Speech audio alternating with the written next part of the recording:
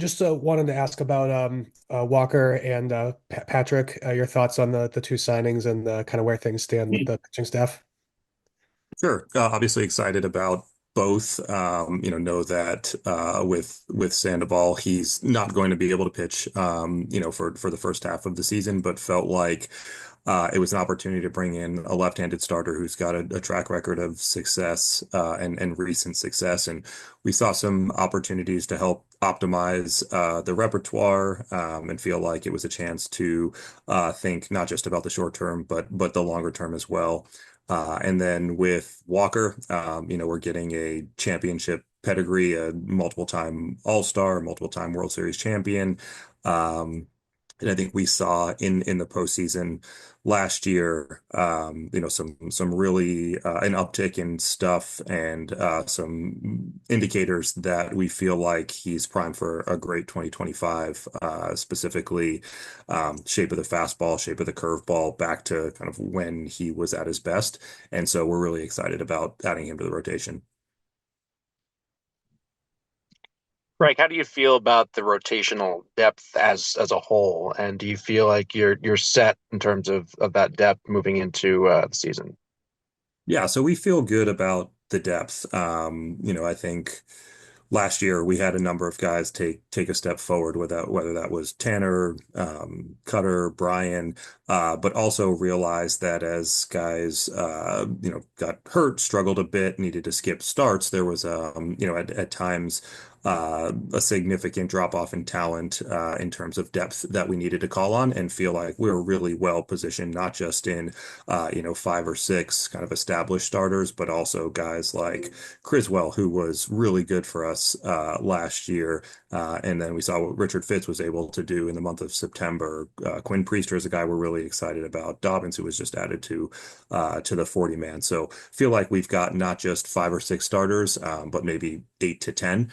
I'll stop short of saying that we're set because this thing can be unpredictable, and we're always looking for opportunities to add depth and improve the team. But we've got to feel pretty good about where we are right now. Greg, at this point, what do you feel like are your needs to complete the roster, or at least get the roster to where you want to be going into spring training? Yeah, so I think we're, given that most of the heavy lifting in the rotation is largely done. I think we'll shift our focus to thinking about how to balance out the lineup. We've talked about some, right-handed bat helping to equalize the significant number of left-handed hitters that we have, and then also, we'll probably look to add in the bullpen as well. Where do you see the right-handed bat being a fit defensively? How do you think that can work? Yeah, I think there's a number of paths that could take. I think obviously, in infield there are some opportunities. I think positional versatility will help us. The ability to play the outfield a bit. I think there's just, it's hard to narrowly typecast this. I think we'll be open-minded, and ultimately what we're after is just an improvement to the roster. And I think that could take a number of forms. Is there the potential that that right-handed bat would slot into third base? And are you open to Devers potentially playing first or DHing? Yeah, so I feel like that's come up a bunch, and Rafi is our third baseman.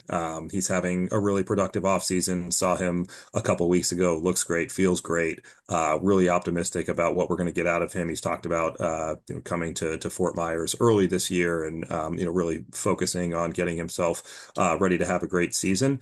That said, we'll be open-minded, we'll be creative in terms of how we put together the best roster. But as things stand right now, Rafi's our third baseman. How do you look at the catching situation? Is Narvaez, you think he's your backup right now, or you're still maybe trying to find somebody else? How do you look at that? Yeah, I think he's a guy that we're really excited about, and what we saw out of him in winter ball, I think only enhances or reinforces that. We think he's a great complement to Connor, but that doesn't mean that we'll stop looking. But I think we brought Narvi in because of what he brings offensively, but also more specifically in terms of pitch framing, receiving. Feel really good about that, and also really excited about what Connor's going to do. I've spoken to him a number of times. He's had a chance to work pretty closely with some of our catching instructors at home in Houston this offseason, and he's really excited about what he thinks 2025 can bring for him. Greg, why did the 1 year structure with Bueller make the most sense for both sides? Yeah, so I think given the success that he had late in the season, and the fact that he's still 30 and has a track record of being an elite pitcher, I think I don't want to speak exclusively for him, but the chance to come to Boston to compete on this stage, and then kind of platform for whatever is next lined up with, feeling like um, given the depth that we have amassed, some of the names that I mentioned earlier, the chance to bring in someone like Walker, who's got this tremendous upside, but obviously has struggled to stay on the field over the last couple of years. I think, it gave us a chance to take a really good rotation and potentially, catapult it into an elite level.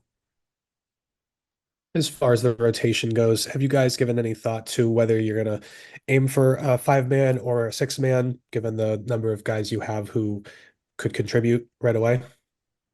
Yeah, so I think we have had some conversations. Alex, Bales, and I, we've batted around some ideas. I think we'll need to get to spring training, see how everyone reports, and make a decision from there. But we're very, very open to a number of solutions. I don't think it's possible to have too much starting pitching depth, and we know we're going to call on more than just 5 guys, whether that's right out of the gates or at some point during the season.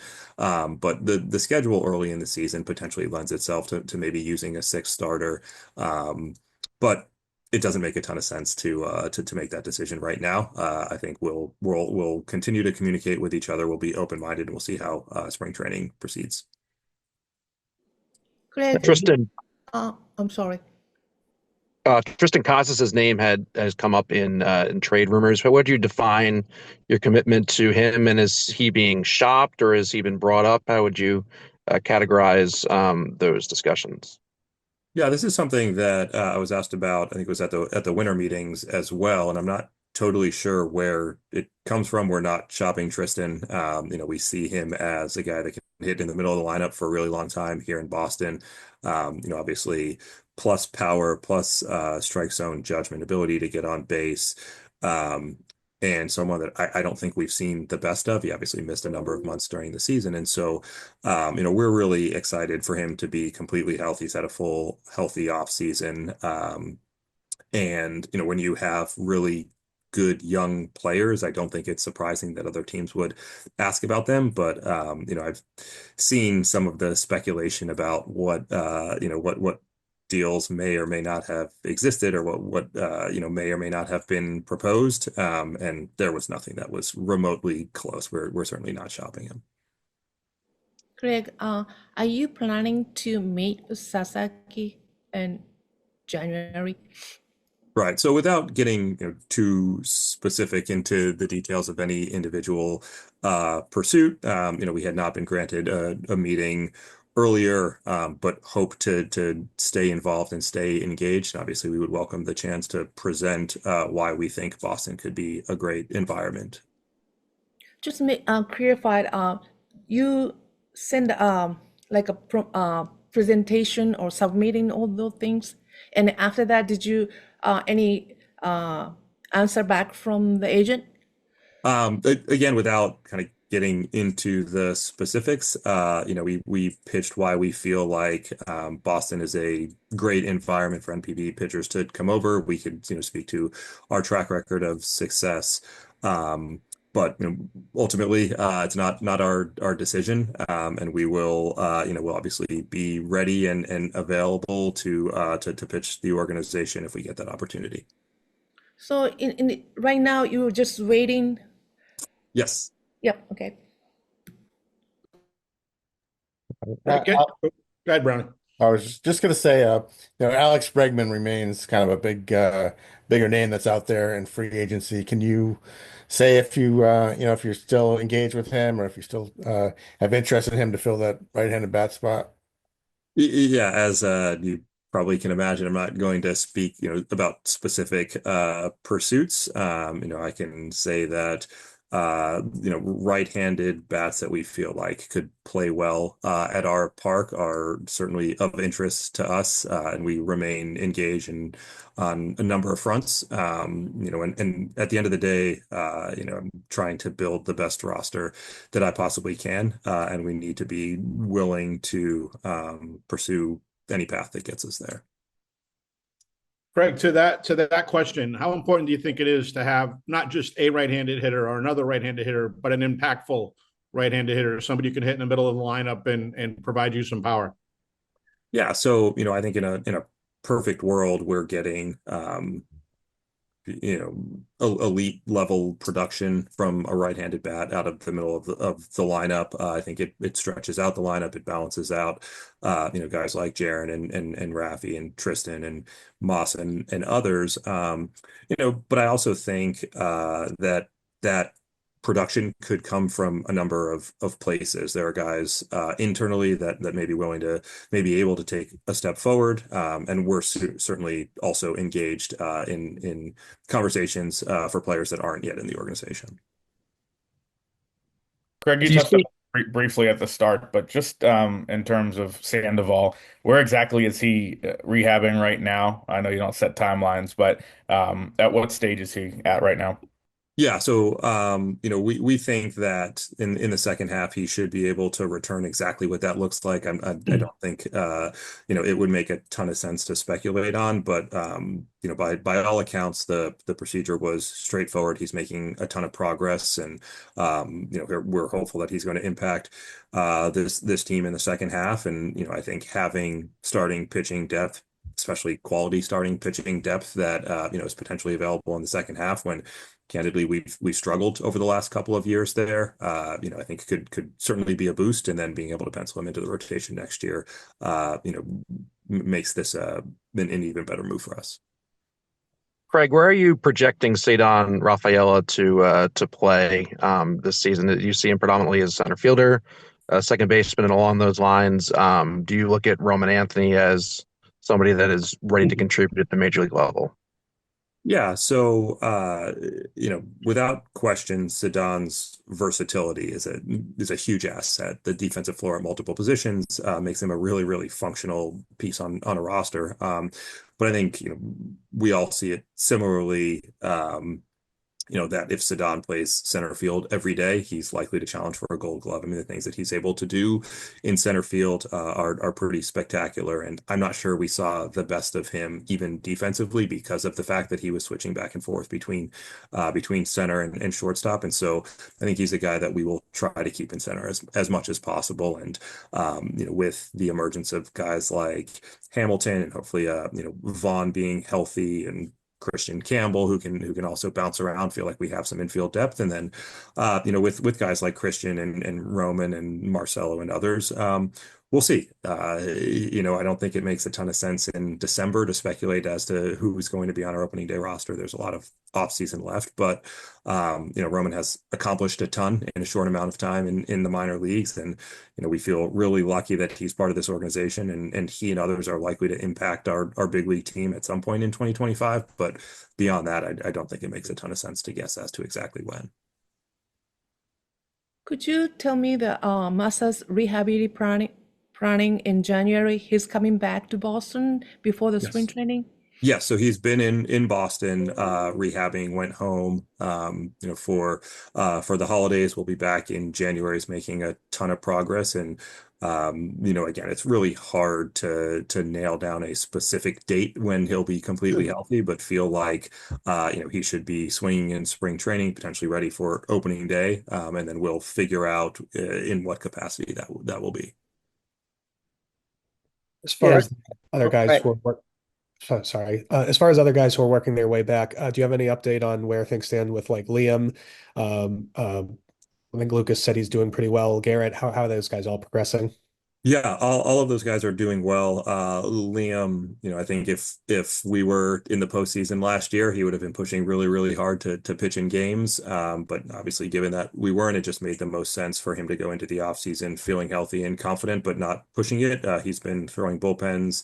He feels really, really good, so we expect him to have a normal spring training. Both Lucas and Garrett are operating on pretty similar timelines here, both making a ton of progress, rehabbing in Fort Myers, and both working really, really hard. So, again, I'm very, very conscious of putting a firm date out there because, the second someone doesn't meet it, the speculation is there was some type of setback. But both are making great progress, and we anticipate them being healthy for a bulk of 2025, if not the entirety. Yeah, Craig, circling back to the six-man rotation, you said it's been discussed and you said it's really too early to make a decision. But where are you philosophically on six mans, given that trying to optimize pitcher health is a big reason teams do it? Yeah, I mean, philosophically, I am supportive of anything we can do to keep, our best players on the field performing at a really high level, and this potentially could be one of them. It necessitates particular construction of bullpen as well, right? We need to have relievers who are capable of throwing multiple innings. I think we have that when you think about guys like Winkowski, guys like Whitlock, who has done this in the past, Criswell, who kind of bounced back and forth between the rotation and the bullpen. And so, I do think that we're well positioned to implement a six-man rotation if that's the direction that we want to go.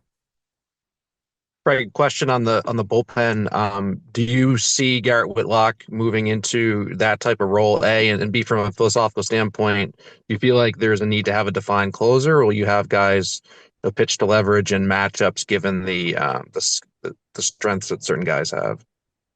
Yeah, I mean, I think first with Witt, we want to strike the right balance of keeping him healthy and maximizing his contributions to the team. I think one path to doing that is, making sure that he's got kind of a leverage bulk role out of the pen.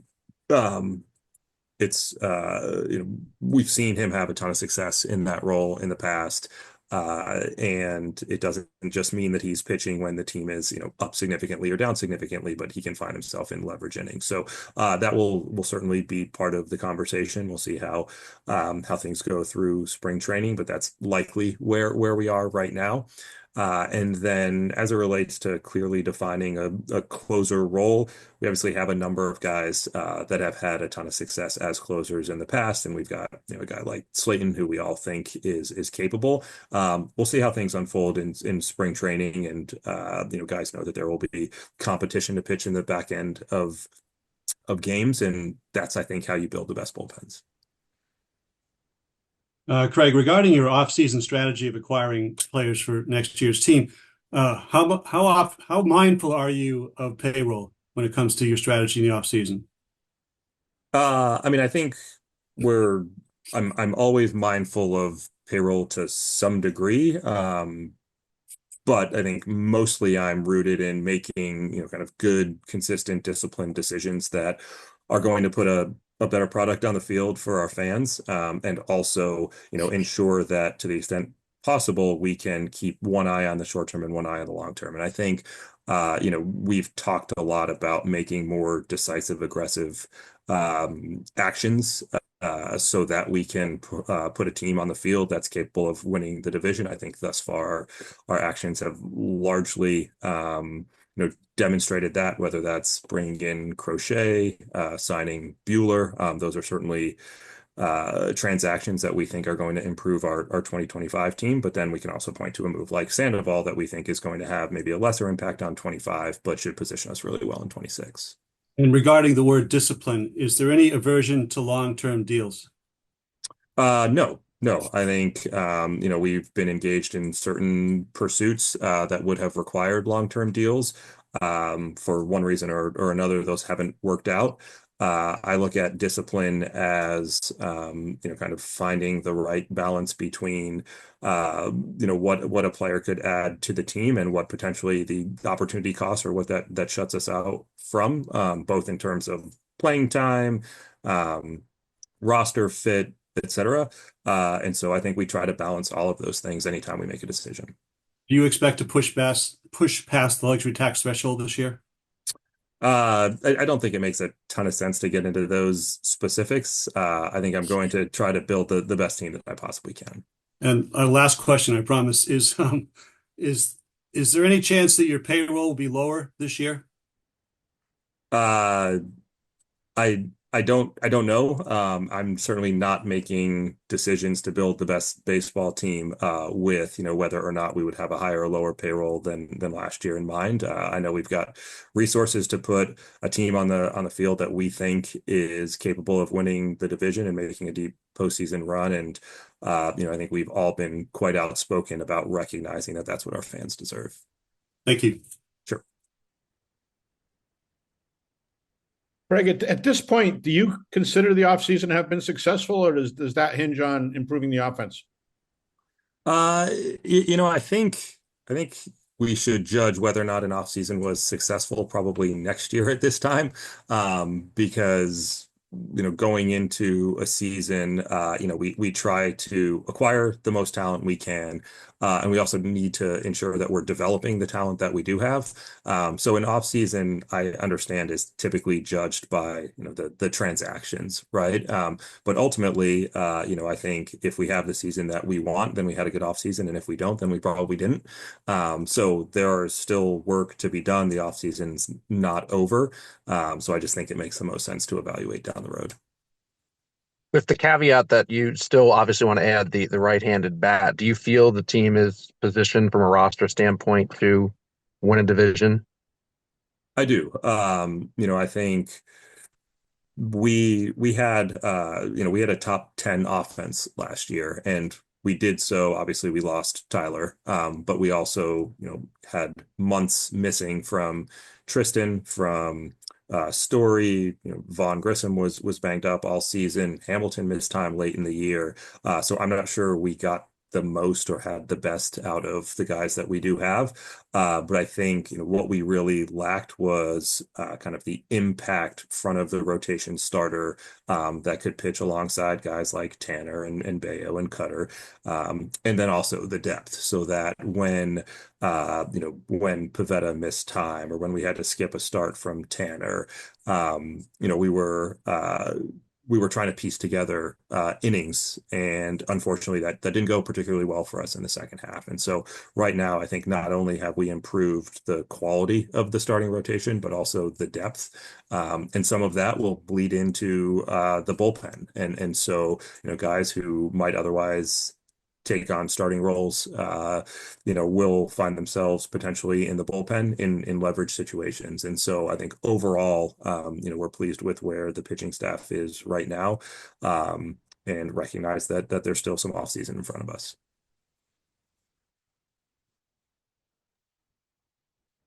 Any additional questions? Thank you, Craig. Thank you, everyone. Happy New Year. Thanks. Happy New Year, everybody. Thank you. Thanks. Happy New Year. Happy New Year.